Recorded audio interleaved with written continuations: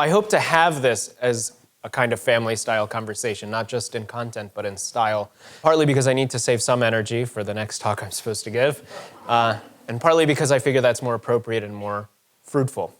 I'm going to be speaking as if we're all getting advice or talking about practical tips for sharing traditional values, but I understand that not everybody here and not everybody at the conference in general shares those values. But I actually think that won't matter for these purposes, because the tips for discussing difficult issues in a one-on-one context, I think, are the same no matter which side of them you're on. And they're tips that we'll be able to make common cause in trying to share with each other, because it's to everybody's benefit that these conversations go well and happen often.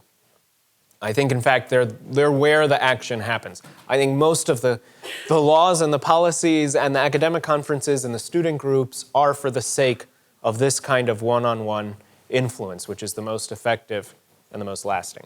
I think you can understand the general framework of my tips by thinking about the following. Think back to a conversation you had, a difficult conversation you had more than, let's say, 2 or 3 months ago on some hot-button topic.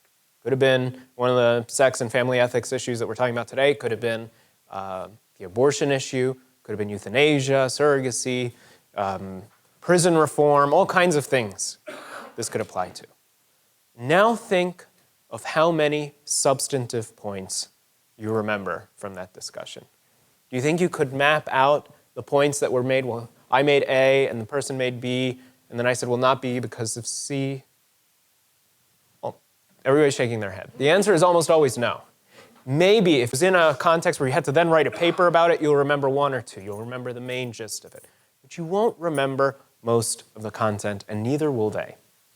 What will you remember? You do remember the tone. You remember the delivery. You remember the way you felt about that person and the way you thought they felt about you and about the topic.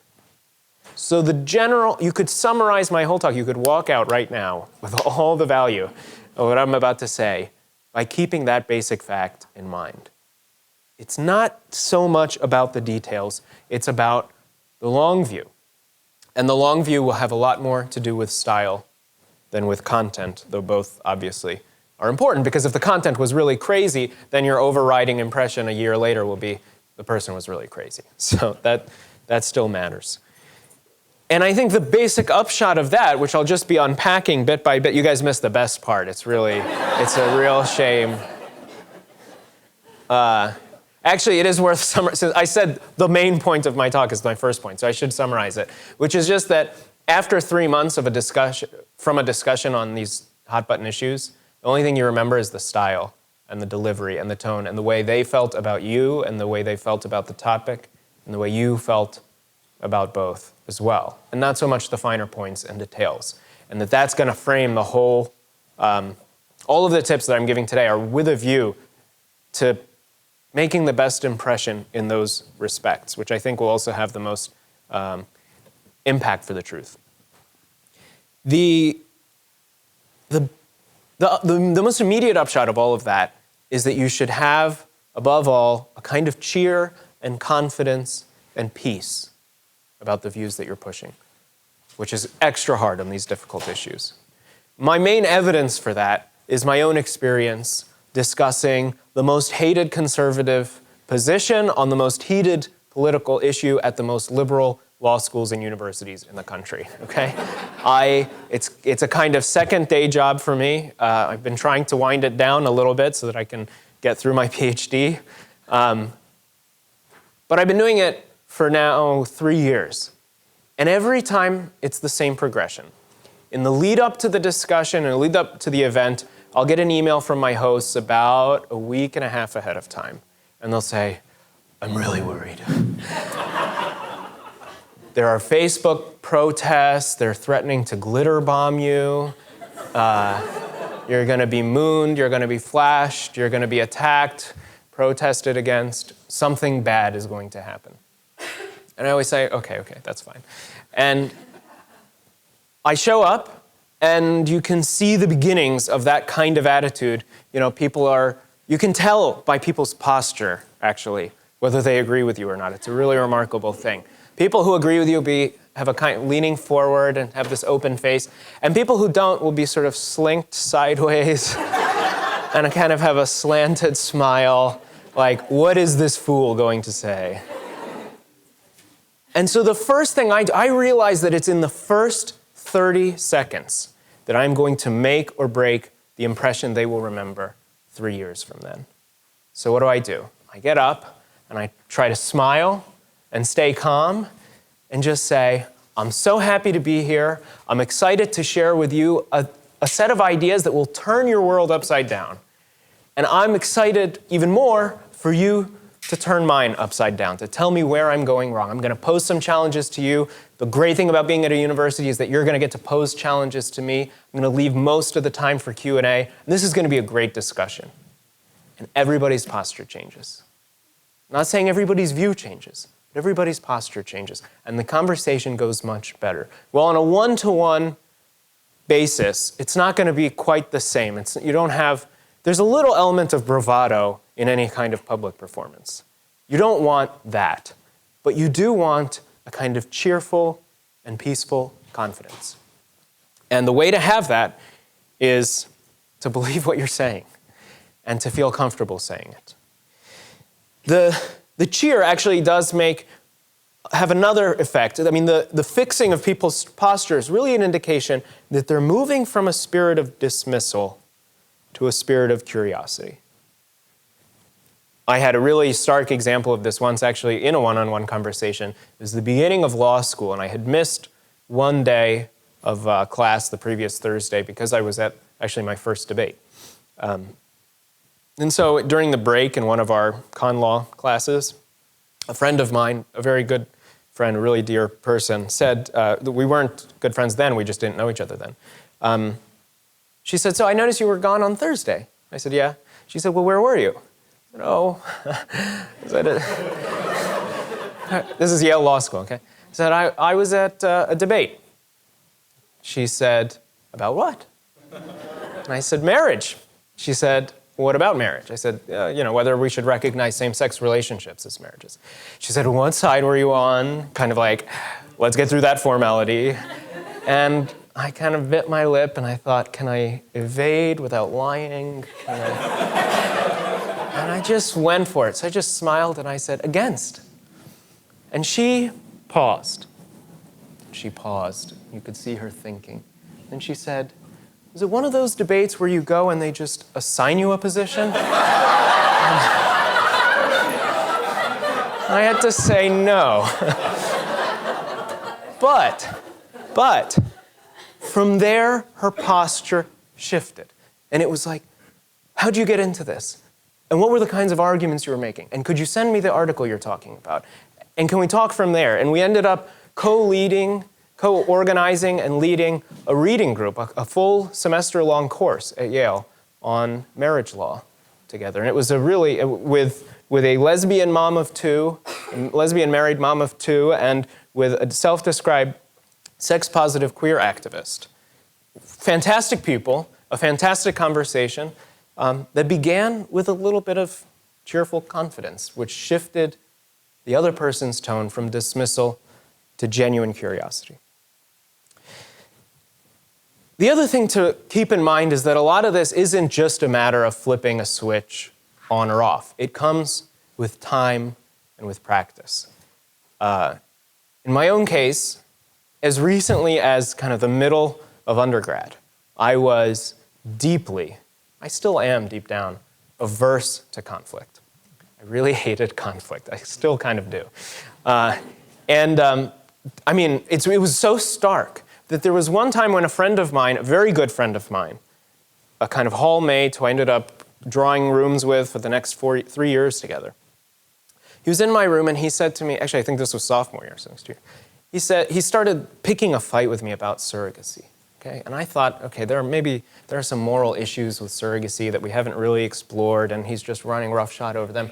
But I didn't want to talk about it because it was a hot-button issue, and I wasn't comfortable with conflict. And I ended up literally driving him out of my room because I didn't want to have the conversation. And a couple years later, I was debating law professors about gay marriage on national TV. So why do I say that? Well, first to brag. And just kidding. But really to get across that it doesn't matter where you're starting. I was more conflict averse than anybody in my class at Princeton. And deep down, my temperament is basically the same today.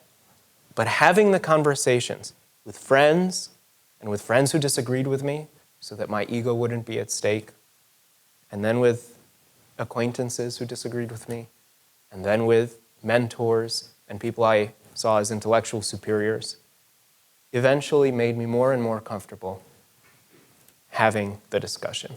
So the kind of confidence in cheer I'm talking about comes with practice. My fear had always been, they already know what I'm going to say and they've already got an objection ready to it.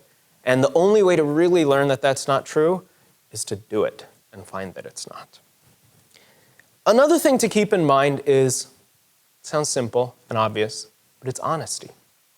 In the most heated debates, our tendency, no matter what view you have, is to not concede anything. If you give ground, you're giving ground on a basic principle, whether it's basic justice in support of same-sex marriage, if that's your view, or the sanctity of marriage as a certain kind of union oriented to a certain kind of good, on the other hand. But that's a bad instinct. And the reason is that what we should both be caring about is the truth. And if the truth is that some things point in one direction, but on balance you think they point in another direction, then that's what you should say. And to make this concrete, in the same-sex marriage debate, people often, the most prominent arguments for, focus on the simple question of whether giving a particular benefit to a particular household or couple is going to be a useful thing or not to them. And almost always the answer is yes, it will be. Yes, giving people a tax break is better than not giving them a tax break for them. Yes, giving an education grant, if there's a child being raised in the household, is going to help the child. It doesn't suddenly become useless. Money doesn't lose its value because it enters a household led by a same-sex couple. Make the concessions where concessions are to be made. And then with equal honesty and forthrightness, say where you think the balance of reasons points otherwise. And in that particular example, I think it's always when you zoom out, when you ask not about the effects on a particular household, but about what kind of overall policy will be best for society, what vision of marriage to enshrine in the law, which is something, it's a whole set of causes and effects that you completely lose sight of when you're just zoomed in on a particular beneficiary of a particular legal incident. So that's one example of the kind of thing that we can give into, which is the sense that if the values behind the debate are sacred, then saying anything that sounds like a point for the other side is a loss, but it's not. If what you say is for the truth, then it's a gain for whatever is true. And that's something we have no fear of, and we should have no fear of. Because at the end of the day, the truth can't contradict itself. I also think that there's a certain kind of, there's a need to be proactive in these discussions in a certain way, which is just this. You should know both sides of the argument well enough to know what the strongest arguments for it are, and to think ahead of time of how you would address them. And it seems, again, like a very simple point, but so often we're so focused on kind of explaining ourselves and building this view up that we lose sight of the fact that there are, again, powerful arguments to be addressed. And so you want to go in there and you want to know the arguments better than the other person does. And I think that's especially true if you're in a social context where you're going to be starting at a disadvantage, where the atmosphere is one that's filled with the assumptions that decide the issue in the other direction. Because it's going to look like you're arguing for the counterintuitive thing to begin with. And that's going to be true no matter what ideology we're talking about. Again, I already alluded to this, but I think rehearsing is really valuable. Rehearsing with friends who agree, and then with friends who disagree, and then with acquaintances in a one-on-one context. The other thing this does is it gives you a deeper understanding of the issue. It's not just a strategic thing, like, oh, you'll be less embarrassed if you do this first. I mean, my discussions one-on-one with people who disagreed with me on this whole range of issues is the source of the book and the article that Robbie and Ryan and I wrote. I can go through the book and I can point you out paragraphs and tell you which booth at the King's Arms pub in Oxford on Holywell Street that paragraph came out of. And I can tell you how many times my friend and interlocutor pounded his fist on the table before I got to that point, or saw that insight, or saw the value and the force and the power of the objection well enough to really understand it and understand the right response to it. There is no substitute in that sense for rehearsal, not just for being prepared for the next debate, but for really understanding the issue better, which is itself, again, something that will serve the truth. Let me go back a little bit to this idea of dealing with double standards. If you're in a place like Stanford or Princeton or Oxford or any of these places, most university settings, except for a few private or religiously affiliated ones, you're going to be operating in a world, again, where the background assumptions are against you, and that can make it look like you're just an outlier. And it becomes, here's what happens.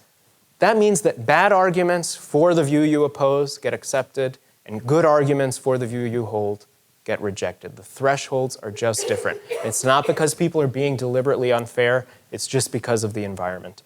And so you have to take precautions against that. One way of taking precautions against that is to point it out. It's a very simple thing, but I often, at the beginning of a talk in an environment where I know I'm going to be probably the only person who holds the view that I hold, and there are many where that's true. I've had 60-minute Q&As where I get not a single question that's allied. They're all against, right? So the first thing I'll say is I am going to, as I began, I said, I'm going to give you an argument that would upset your whole vision of sex and marriage. That's a very hard thing to hear. It's a very hard thing to take seriously. But I'm going to do it in a way that leaves it open to leaves it perfectly clear where you'll disagree with me so that you can come back at me with those arguments and then we can have a discussion at that level. I'm going to invite you to a game of reason, to a conversation where we exchange reasons. And once you appeal to people's intellectual self-respect or pride, already a little bit of that double standard is removed. If you tell them, I know that we're operating here in a world where your assumptions are the starting assumptions. And I'm okay with that. I'm not complaining about it. I'm just pointing it out so that the quality of our conversation is better. That already makes a big difference. I think the other thing that's useful is, so remember, if this is a setting where bad arguments for their view get accepted and good ones for your view get rejected, then whenever you can show that their bad arguments might work against their view, then you can leverage the very double standard that's a problem for you. What do I mean by that? Well, let me make it concrete. In the marriage debate, and Ryan alluded to some of this, Ryan and I have exactly the same spiel wherever we go. So if you find me wading into some of the waters that he splashed around in this morning, that's because we're the same person, basically, when it comes to this stuff. Okay, so one of his points was that a certain kind of argument for the recognition of same-sex relationships as marriages would work for any consensual relationship, but nobody thinks that we should recognize just any consensual relationship. Therefore, the arguments must be bad. So he's starting in a world where those arguments are just taken for granted as perfectly valid. He's applying them almost verbatim to a case where nobody would follow them to the conclusion. And so he's waking people up to the quality of their arguments. So the argument that, the basic form of the argument for recognizing same-sex relationships. Look, here are two people who are committed to each other, who love each other, who are sharing all the burdens and benefits of common life, committed for the long haul, possibly raising a child. They don't want to be stigmatized. They don't want their kids stigmatized. It is the cause of love that you oppose. And the same thing, in exactly the same words, can be said of the throuple, of the deliberately sexually open or deliberately temporary relationship, of the relationship that's not even sexual, but that is just platonic, where they share all the same, they face the world as a unit. They share all their largest personal victories and defeats with each other. And the fact that that's true shows that whatever this argument is capturing, it's not capturing marriage. It might be capturing something of great personal value, but it's not capturing marriage. It wakes people up. They gain some critical distance from the argument, and some of the difficulties of working with a double standard are overcome. The other thing is, don't allow yourself to have a different task from your interlocutor. Again, in a world where there's a double standard, in an atmosphere where their view is taken for granted, here's the natural lay of the game. You will have to defend from the ground up a comprehensive view of the particular issue, and they will just have to find one hole in it somewhere. And as soon as that's the setup, it's over. I mean, it's over. It doesn't matter how good you are. It doesn't matter how powerful your view is.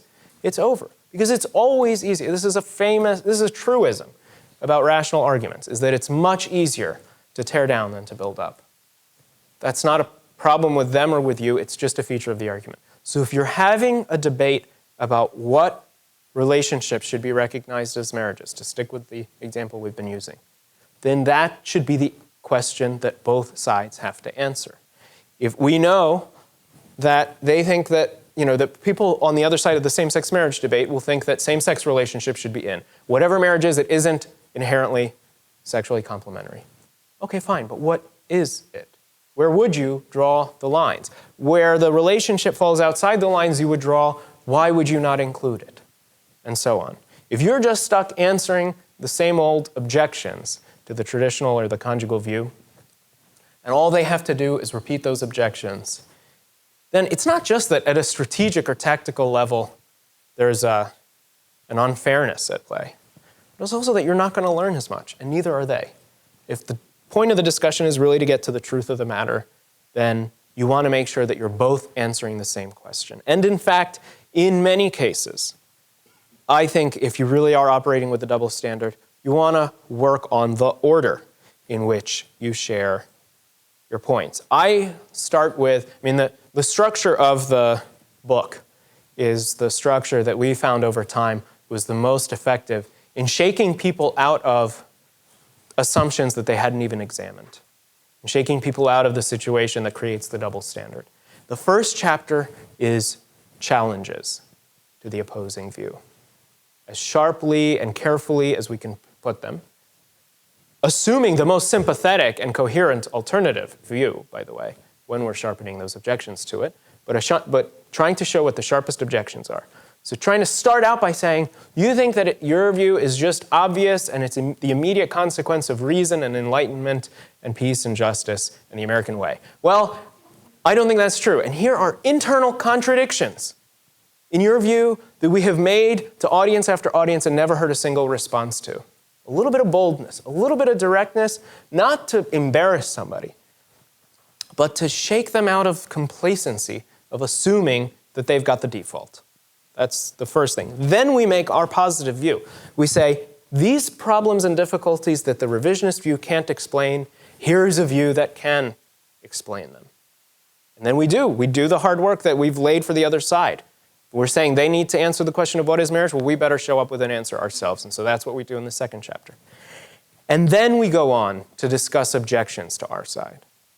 Why? Because when you've got the problems that any view has to answer on the table first, and then you see the ways that one view, the traditional or conjugal view in this case, answers those problems, then you really have the tools you need. You have a kind of level playing field, and then you can add on the objections and see how the scales tip, right? But if you just start by trying to answer the objections, you don't even have the whole view that you're trying to save the objections from on the table. You don't even have the alternative objections to their own view, that it's just a bad structure. Another thing you should do is be careful about defense versus offense. If you spend an hour-long conversation trying to explain why you're not a bigot, something has gone wrong, okay? I think that it's important. It's important to address those. It's important to address where your interlocutor is starting, wherever that is. But you need to think about how much to address it as opposed to making the positive points you think are important. And you need to think about not being in a defensive posture where you're protesting too much. And you're basically, it's very hard to convince people that you've got anything like the truth when all you are busy doing is explaining why it's not radically evil and unjust. And that's, again, it's not just a kind of selfish tactic like let's avoid getting stuck. It's really serving the point, the most noble point that you could have for a debate with a friend, which is getting at the truth of the thing. Again, here I think turning people's arguments around can often be useful and I think is often an available move. Some of the most powerful arguments for the revisionist views of these issues are, I think, arguments that work in the other direction. So, for example, one of the most basic motivations for support for same-sex marriage is a fear of loneliness. I think your rank and file, non-academic, just kind of ordinary folks who have day jobs, but also gay friends, what brings them into this debate, what makes them go for the recognition of same-sex marriage, is the sense that, you know what, otherwise people are just going to have to settle for less. They're going to face the prospect of loneliness, especially in adulthood. And that's inhumane. It's the argument from humanity. And it's an argument we have to take seriously. But I think actually that a very similar point works in the other direction. It's only because they are already thinking of marriage primarily as a matter of degree, as your number one relationship, as Ryan said in exactly the same words. It's already because they're thinking, this is just the maximum of social and personal fulfillment. That to them, to say that some people will not get married means that they settle for less than the maximum of social and personal fulfillment. So the very substantive disagreement on the table is feeding into their sense that this is an inhumane view. And actually, I think in some ways that idea, that equation of genuine love and intimacy with marriage and only marriage is itself, in some ways, inhumane. It has an oppressive element to it. It's a very sad and dark view of our social relationships, of the value of friendship and companionship more broadly, of the possibilities and of the value and of the acceptability of seeking vulnerability and advice and a two-way victory out of every personal victory and so on with people who are not a spouse. For people who can't find spouses or who haven't found one yet or who have other obligations that keep them from marrying or anything like that. So there's a point of deep humanism that favors the conjugal view when almost the same point, just slightly shifted, seemed to be an argument against. I think any time that you can take advantage of the most powerful points to try to show people in a loving way that it might point in the other direction, you're making some progress. I think you also, if you're starting with the minority view in the social context, you'll be more motivated to take advantage of common ground. Let's talk about a different issue. Let's talk about promiscuity, right? The idea that, or more broadly, the idea of not being, the idea of reserving sex for marriage, for example, right? That's not going to be common ground at a place like Stanford. But something else might be. So most people at Stanford, I would venture to say, would still think that sex is different from tennis, right? You can show up, nobody would think twice if you had a habit of showing up to the gym every day, or I guess basketball is the more natural example, showing up at the basketball and just playing pickup basketball with whoever shows up, right? Almost nobody at Stanford would think that would be a healthy way to proceed with sex. We can just ask the simple question. There's a very small, tiny point of common ground, and you can start there and say, why? Why is sex different? And just explore in a kind of open way. Just hear people out on why sex is different and see if that produces something that you can work with. See if their stable ground between sex as tennis and sex as reserved for the total commitment is really a stable ground at all. See if the reasons that push them a little bit towards the middle aren't also reasons that would point more towards the traditional view.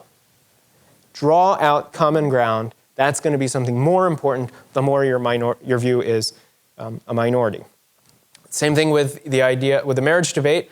The most common view across the board with rank and file opponents and proponents of same-sex marriage, all the way up to the most academic and queer theory-oriented folks, is that whatever marriage is, it has something to do with sex. Maybe not complementarity, maybe not two persons, maybe not permanence or exclusivity, but definitely sex. You say, why? What is it about sexual activity that makes it specially connected to marriage? It's not just, the most natural response, by the way, will be that it fosters and expresses affection. That's the common ground that almost everybody at a place like Stanford will accept. But that answer can't explain why sex is uniquely connected to marriage. Other activities can promote vulnerability, emotional intimacy, can foster and express affection. What's special about sex? So now you've got people thinking. You don't just have them on the defensive. You don't just have them on their heels. You don't just have them ready to fight back with the nearest tool. You have them actually thinking. And when they're thinking, they're going to be most receptive to a positive alternative. Maybe what sex makes possible is a real bodily union. And maybe a real bodily union, if it's not just about expressing affection, which other things besides sex can do, maybe it requires something like the kind of coordination towards a single bodily end of the whole that makes me one flesh, all the parts of me one flesh, that could make a man and a woman one flesh, but that isn't possible in other forms of sexual activity. And they'll say, no, it can't be that. That's way too elaborate, it's too fancy, it's metaphysical. You say, okay, well, let's go back to the first question. What is it then that makes sex special? I mean, you should try this sometime. I do it in some public context where I have a room full of 300 people. I have no idea. It's like a magician's trick, right? Like, give me a number, any number, right? I have no idea what anybody's going to say, but I'm confident from experience, if nothing else, that they won't have a cogent answer. And then you have people thinking. You have a whole audience thinking. Or in these cases, you have your friend thinking. But I've given you some more aggressive-leaning tips. Now let me temper that with mercy. In what sense? Well, I don't think you should ever have it as your goal to convince someone on the spot. Why? Well, first, it's extremely ineffective. And if that is your goal, you're going to be going about it in ways that make it even less likely that it would ever happen. It's one of those paradoxes. The way to be happy is not to try to be happy, right? That's the quickest way to be a depressed person. Well, the way to convince someone is not to try to convince them on the spot. I think you should orient everything you say and the way you say it to trying to plant seeds that will grow and maybe lead to a change of heart and mind a year down the line. Think to yourself, how would I be talking to this person if I wanted to help them get on a trajectory to have a change of mind a year from now? Why is that? Well, what does that mean if you're trying to get them to change their mind a year from now? It means a couple things. On the one hand, you are going to give them reasons and evidence for your views. You're going to give them objections to their own views. You're going to try to answer their objections to your own. So all the same things will still apply. But it'll be much more a matter of illuminating the landscape for them than of trying to get them to move then and there across that landscape. Why? Well, one thing is that you have to have respect for the dignity and the legitimate pride and self-respect of your interlocutor. And there's something very humiliating to all of us. It's hard enough to say, I'm sorry, after a moral mistake. It's even harder in some ways to say I'm wrong about an intellectual mistake. You want, out of decency and charity and self-respect, you want to leave your friend the space to do that in the privacy of their own home, on their own time, and in their own way. And to do it in such a way that when they come back to you and say, I agree, it's not going to feel to them or to you like a victory for you and a loss for them. It's going to feel like a natural development of something that we're both trying to get towards together, which is the truth, right? I think that's, what does that mean? One thing it means you're not going to have zingers. There will be no place for zingers in your conversation. If you ever are justified in using a zinger, and it's an open question to me whether you are, it is not for the person you're talking to. It would only be because of the value in terms of third parties. So if you're in a Twitter debate, I have a Twitter account, but I haven't updated it since 2009. And the last update said, it has been a month since I last updated this. So I don't do Twitter. But if you are going to have a zinger on Twitter, the only justification I can imagine is that you think there's no hope I'm going to convince this person, but 1,000 followers are watching, and I better make them think. I better say something that can make them think. But if you're in a one-on-one conversation, the art of which this discussion is about, you want no room for zingers. You want to build credibility and trust. You want to be open. You want to be honest. You want to acknowledge the value of the objections they're saying. You want to share wherever it's true that, yeah, you were thinking through the exact same issue, actually, for your own view. And then here's how you came out thinking about it, right? Think about how much easier it'll be for that person to then say, oh, yeah, I see what you're saying, right? Because you've given them permission to do it without declaring a defeat, without having to wave any white flag. And you want to motivate them. I actually think this is one of the hardest things to do in a discussion. It's not what motivates people to get into a debate is not what will motivate them to change their mind on it if they think you've given them a reason to. Most people, most of us, most of the time are motivated into a debate by either the thrill of it, or being forced into it, or a certain kind of pride, or a sort of passion that borders on stubbornness. Okay? Obviously, none of those motivations will move people within it. So you have to give them a new set of motivations in the course of the debate. And the way to do that is to show them why you care about the issue. Whether that means a personal story or a set of figures about the costs and real lives and real well-being of the issues that you're talking about, you want to give them a set of motivations. And think about what all of these things point to. You want our natural tendency in a debate, as in the rest of life, is towards confirmation bias. We're going to read everything in the way that most supports what we already think, and we're going to read our opponents in the least charitable interpretation possible. We are going to be distrusting of the other person's motives if they're coming in as an opponent. And we're going to lack the natural motivation to come to their side of the issue if we think that's where the arguments lie. Confirmation bias, lack of trust, lack of motivation. So now you want to think about ways to counter that. You're going to naturally try to think of cases where someone is most likely to have their confirmation bias, if anything, work in your favor. They're most likely to read between two different interpretations of what you said. They're going to naturally pick the more charitable one. And they're going to have the motivations to agree with you. What set of people is that true of? Your friends. Your friends. And so I think at the end of the day, the only truly fruitful discussions happen not between people who agree with each other, but between people who, whether they agree or disagree, are genuine friends. One of the requirements of being a genuine friend is not being a conditional friend. And so the most important thing is that the other person never catches the slightest hint that your affection and commitment to them depend on how this conversation goes. I think for people today who have a conservative sex ethic, that's going to be most true of friends who come out to you.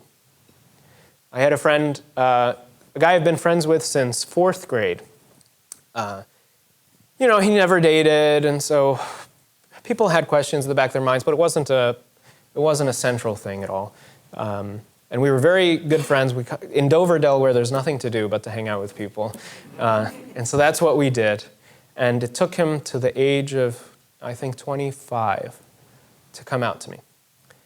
And we had still been in close touch, and we still are, and everything's great. But the first thing I noticed for a year after he came out was that he was always on the lookout for a sign that things had changed, that the friendship all along was conditional.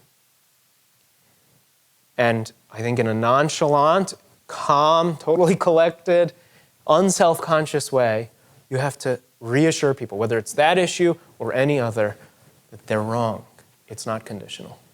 You're a friend first, and an interlocutor second, and because it promotes and builds up the friendship, even where it's a debate through disagreement. If you're really sharing a goal, and a good goal, which is the truth, then you're building up the friendship even if you don't come out agreeing. But as soon as that's not the spirit of the thing, then not only will you lose the benefits for the debate of being genuine friends, like confirmation bias working in your favor, like the trust being there, and the motivation being there to hear out what you say. The motivation is love. Not only will you lose those benefits, but you'll lose the thing that matters more than the agreement itself, which is the friendship. I think the only other thing I'm going to say is that, which I'm going to build on a little bit in the next talk, is that you should be joyful. The point that I started with. You should be joyful and you should be relaxed. And if you find debates and discussions with one-on-one or otherwise stealing your joy, then you better take a break. You're not helping the other person, you're not helping yourself, and you're not helping the cause that you're trying to serve. And figure out why you are losing your keel. If you're really in a discussion to find the truth of the matter, and it's in the context of budding or actual friendship, then a bad mood should never be a lasting effect of it. So bad moods, I think, are a kind of indicator. It's like to step back and figure out what we're doing wrong. Figure out in what ways we're not actually after friendship and the truth and the greater cause, but ourselves a little too much. Thanks.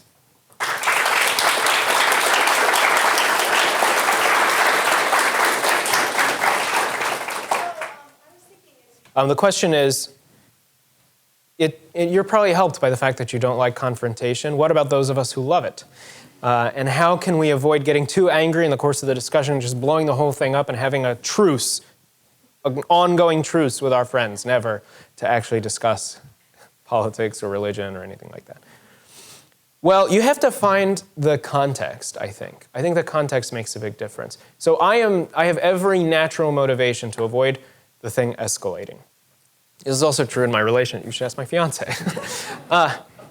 So what does that mean concretely? So I already have that, so it's going to apply in every context. But you can find context where it will apply for you. I think letter writing is one possibility. Not just any written context, because Facebook posts are written context, and we know they're the worst place to conduct a fight. But writing letters to each other. Why? Well, because of a couple things. One is, when you see the handwriting, as opposed to typing, you still get kind of, whether realistically or not, we have the impression that we're getting a little bit of the person's tone. And so you don't lose all the valuable signals that you do lose in typing. But on the other hand, unlike phone conversations or in-person conversations, you do gain some of the benefits of distance, of time to cool down, of time to think about what you're going to say in response, the ability to scrap what you first said and replace it with something nicer, and so on. So I think it's mostly a matter of finding a context where you think people can lose the passion and the ego. Yep. Do you find as time goes by? Yeah. Do you find that you get the same arguments over and over? Is the question. Yes. I don't think it will come across as bragging. It certainly shouldn't to say that I haven't heard a new argument in approximately a year and a half. And the reason is not because, I'm so good at canvassing the landscape, but just because these debates are often, because they're so polarized, they're really shallow. It doesn't take that long to plumb them. And that means, on the other hand, as a benefit, that if you do plumb them 2 or 3 times, you've pretty much got a lay of the land. You're already at an advantage in helping people think through the issue, even if they're never going to agree with you. Because you can just anticipate, and this actually also helps some of the lower the temperature of the debate. You can anticipate for them and then paint more beautifully than they could paint the whole landscape, including the parts that they want to occupy. And that's great. Yes? I was about how So the question is, well, what do you do when the other person personalizes it too quickly? And in particular, the way the form that usually takes is that they They claim that any argument you're making is a personal attack on, and then they name specific people, usually themselves, often a sibling or a cousin. I think if you're in a context where you can set ground rules to the discussion, that should be one of the ground rules. You should point out, first of all, that this is not something that people on the more progressive side of these issues have a monopoly on. We can all do it. And the reason it's unfair is that it's obviously a conversation stopper. It does the opposite of what a debate is supposed to do, right? It makes it harder for you to say what you're actually thinking. And the reason it does is because you're a decent person and you don't want to insult the people and you believe in the equal dignity of everybody, including their cousin or their self or their... And so I think if you can get someone to see that ahead of time and see that it doesn't serve the cause that you're both after if you're trying to have a serious discussion, that's of great value. Another reason is that it often buys into another idea that's very harmful to the progress of an intellectual discussion, which is the idea that your identity determines the validity of your arguments, right? That's a really poisonous idea, I think, for any kind of civil discourse. At the end of the day, though, if it's being pushed on you, you're in the context, there's nothing else to say. I mean, I think one of two things. One is, often the particular point that they're making will turn on features of a situation that you don't know anything about. Because while it sounds like you're both arguing about a general and policy or moral or political principle, they're really saying something about a particular effect in a particular context where you don't have the information. And it's perfectly sound to say that that's the case. To say, I don't have anything in particular to say about you and your boyfriend or about your mother or whatever, because I don't know them. And then the second thing is, look, if the view you're defending is worth defending, and if what they're saying is true, then at the end of the day, there isn't a deep conflict. There is some way that you can acknowledge whatever is true and valid and just in the thing that they're saying, and then zoom out and say something similar. And one way I try to do this is to point out to people how their own view would have the same implications for a different set of people. Every time somebody tells me, the reason we should recognize same-sex marriage is that there are lots of kids being raised in same-sex parented households, and we know that two parents are better than one. And by the way, your idea that a mom and a dad are necessary stigmatizes all these same-sex parented households, including my own or my brother's. Okay? Do you already see the contradiction there? The contradiction is in saying, we know that two parents are better than one, and by the way, don't say anything about what parenting arrangements are better because you're stigmatizing people. Well, what about the single mom? Have you just stigmatized the single mom? No. I mean, what she's doing is heroic in a way because it's so hard, it's an uphill battle, that's why we need two parents. Well, you could say the same thing about the need as an ideal to push the idea of kids needing a connection to their own mom and dad. So if you really press to it, there's almost always another case you can point to that shows in a vivid way for them the unfairness of appealing to that kind of argument. Jennifer. Great. So how do you handle the accusation of bigotry, which sometimes is leveled maliciously, but very often is leveled in a sincere way or out of fear? How do you handle it without making the fear worse? That's the question. And it's a very important question, and the form of the question already points out part of the answer, which is first you have to figure out what's going on as best you can in the leveling of the accusation. If it's really just a debater's trick, as it would be if you're, for example, doing a debate with people and it's coming from the person of equal strength in the social context, then you can, I often say, okay, let's assume that you're right. I'm a bigot, okay? I'm motivated by malice. As soon as I get off the stage, you should make sure I never get in here again. Fine. Now, tell me where the argument goes wrong. In fact, if anything, it should be easier for you to tell me where the argument goes wrong. And by the way, here's why it won't be easier. Because on this particular issue, and it's usually brought up in the same-sex marriage context, we had cultures recognizing opposite-sex relationships as marriage way before we had the concept of gay identity. In cultures that were favorable towards the morality of same-sex sexual relationships in general, where they have it all across the board, across society, in contexts where they had no concept of a class of people against whom to have animus. So it is historically impossible that this view originated in bigotry. And even if I'm a bigot, you still have an issue to answer for that reason, right? It would be as if we had anti-miscegenation laws in a culture that had no concept of race, right? It's impossible. It's impossible that that would have happened because anti-miscegenation laws really do arise out of race-based bigotry, but this, okay. So this is the first thing. So if it's really just a trick, you fight back with force. If it's not, and that's the much more interesting and more difficult case, then first of all the other non-propositional cues that we're talking about are going to matter a lot more. And so the answer to that question and to that fear will have already begun being made or not by how you met the person, by whether you're looking them in the eye, by your demeanor and your body language. And those cues become much more important in that context. I think the second thing is sometimes it's as simple as assuring them of a simple fact. I once had a debate about abortion with a close friend. And at some point I relied on the premise that all human beings are equal in basic rights, and you can't explain that if you don't draw the line at consent. Okay. And in total sincerity, he stopped me at the end and he said, wait, but you said you were relying on the idea that all human beings are equal. I said, yeah. He said, I thought you can't believe that. I said, what? He said, because of your view on marriage. As if, not just as a matter of fact, my view was inconsistent with equality, but that in my own head, it was like, well, yeah, I mean, I definitely can't believe in equality because there's the gay marriage thing.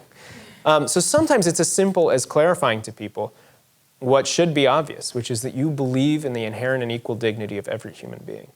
I mean, the other thing is that the most common reason people have this sense of fear, this sense that it's motivated by bigotry or by a kind of bad gut reaction to them, is that, again, because they've already bought into the idea that marriage is the main way of expressing love, and that expressing love at the end of the day is the most important thing anyone can be called to do, that they think that you think that they don't have a call to that. So I like to start as a Catholic by pointing out that I think, as a matter of faith and everyday practice, that everybody's most basic identity is not as gay or straight, married or single, member of this or that family or household, but son or daughter of God, made in his image, destined for his household, no matter what's going on here and now, and for a lifetime in the meantime of adding to the world sums of beauty and love, of answering a particular call that only they can answer, that will make the world better off in ways that no one else can. And if it's clear that that's how you're thinking of this, and then you think somehow that you can fit your crazy views about marriage into that worldview, they're going to be much less likely to be afraid and more likely to be genuinely curious. Time for one more. Yes? So you talked a little bit about... Yeah, okay, so what if it's not just that they're bringing up the personal argument, but that it is personal because they are the cousin or the friend who's in this situation? I think there's very little to do within the debate or the discussion that can prepare anywhere nearly as much as what you're doing for the months and weeks and days in the lead up and afterward. I think it depends much more on those things than it does on how the discussion goes. And in the discussion, I think you should make all the same reminders and caveats and explanations. You should make sure that they know that whether you're right or wrong, you're genuinely motivated by their own good. They don't have to believe that your view is promoting their good, to believe that that's what's motivating you.